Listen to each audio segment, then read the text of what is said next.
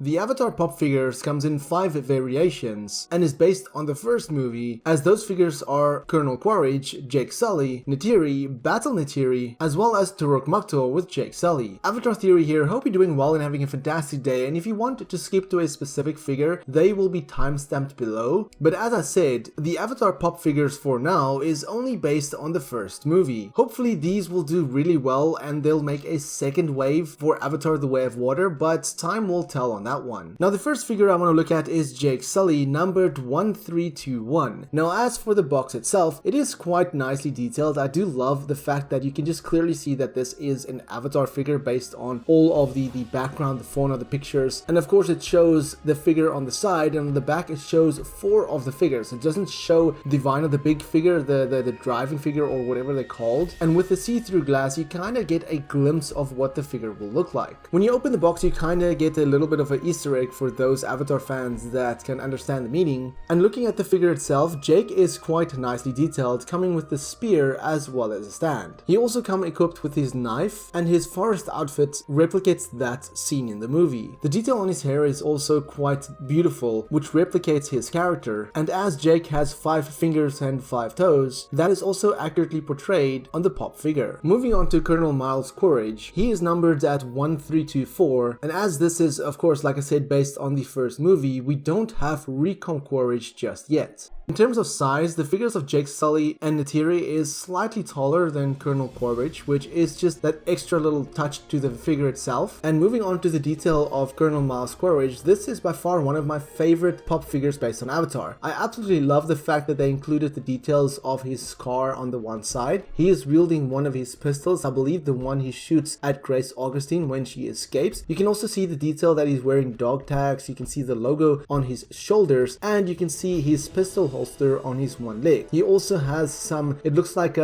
grenade launcher equipment or something on the back straps. You can see 2 of them sticking out, and his boots really look pretty detailed, to be honest, for such a small figure. Overall, like I said, this is one of my favorite figures, and you can see the frown on his face, but by far the standout of this one is the scars on his one side of his face. Looking at Neytiri, numbered 1322, there isn't much that differentiates her box from Jake's, but of course her character being like kind of like sneaking in the forest, being kneeled down, she's much shorter than some of the other pop figures. At the back again, it only shows the 4 figures, not the deluxe figure, and she also has that Easter egg when you open the box. Now looking at the figure itself, she does not come with a stand, unlike Jake, which does come with a stand, but she comes equipped with her knife, and she has that forest gear as well. And like I said, she's like kind of kneeling on one leg, kind of sneaking in the forest, leaning on her hand, and because she has 4 fingers and 4 toes in the movies, that is accurately represented on her figure. Now I do like the basically the outfit that she's wearing in this, the detail of the outfit. You can see at the back she has the area where the knife goes, and you can see she's wearing the necklace that she wears in the movies, and you can also see that her earrings and the feathers and pieces in her hair accurately represents that of her character in the movies. I do like the design of her hair. I do think it fits with not only the character, but it has a nice feel to it when you just, the texture feels quite nice on the pop figure.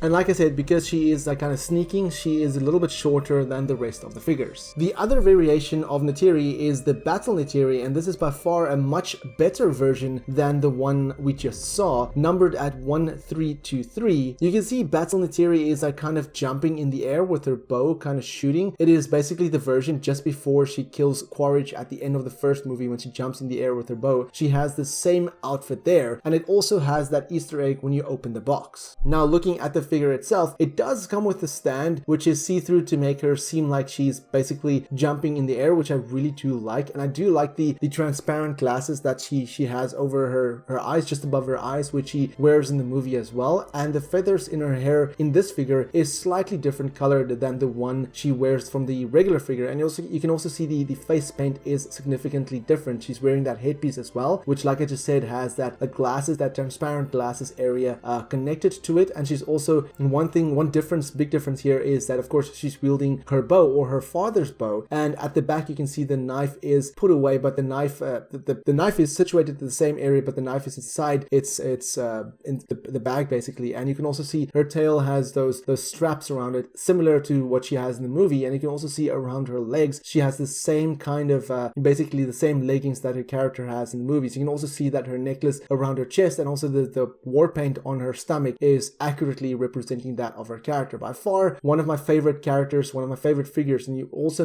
may notice on the left side of her face, on her left ear, exactly to be more specific, she has that earpiece which she also has in the movies. Definitely an awesome looking pop figure. Last but certainly not least is Toruk Makto Jake Sully, which is Jake Sully with the Great Leonopteryx. This is essentially the battle Jake, if you want to put it that way. And the box itself is quite big. It is numbered at 117. It is the Pop Rides figure, so significantly larger than the other figures. At the back there you can see that it does show this figure, the Great Leonopteryx, the Toruk Makto figure, as well as the 4 others which I just went through. And you can see there the detail in this box is quite nice. It has a much bigger window, of course, to show the figure itself. And once you open the box, it also has an Easter egg, slightly different one than the rest of them, but an Easter egg nonetheless. And then moving on to the figure itself, it is quite a bulky and heavy figure, but really an awesome figure, by far my favorite one of the set. And you can see there Jake is sitting on top of the Great Leonopteryx with his battle gear. You can see that his eyepiece or his headpiece is similar to that of the Battle Neytiri, but it has the added bones. You can see his hairstyle is slightly different. He has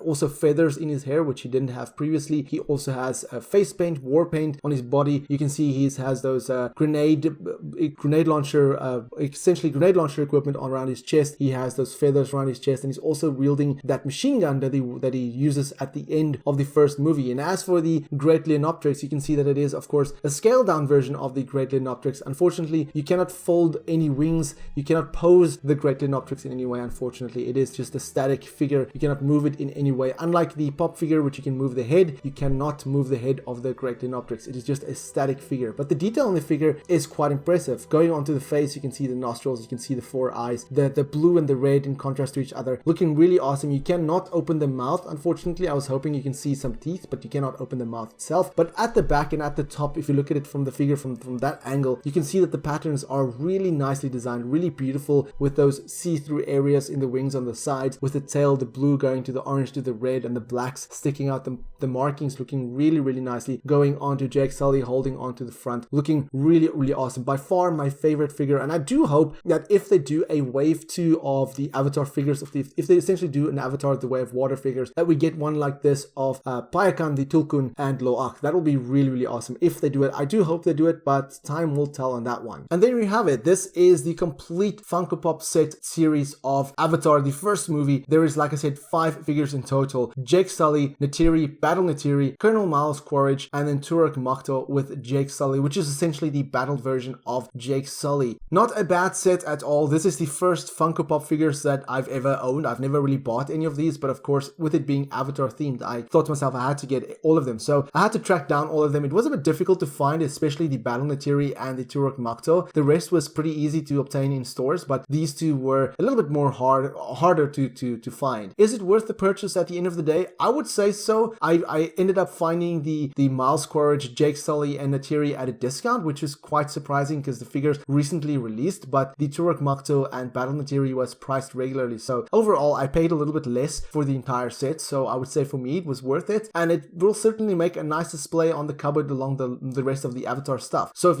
you are a figure, then, or if you are not a figure, but if you're a collector, then you probably already own these figures. But if you're looking to purchase them, I would say certainly worth it, even at full price. I would say that a lot of places do sell them in sets. If you go on eBay, you can probably get the entire set for a pretty reduced price. But overall, I like them quite a bit. But let me know your thoughts in the comments below, and for more Avatar content, have a look at the rest of my channel. Until next time, have a fantastic day and stay safe.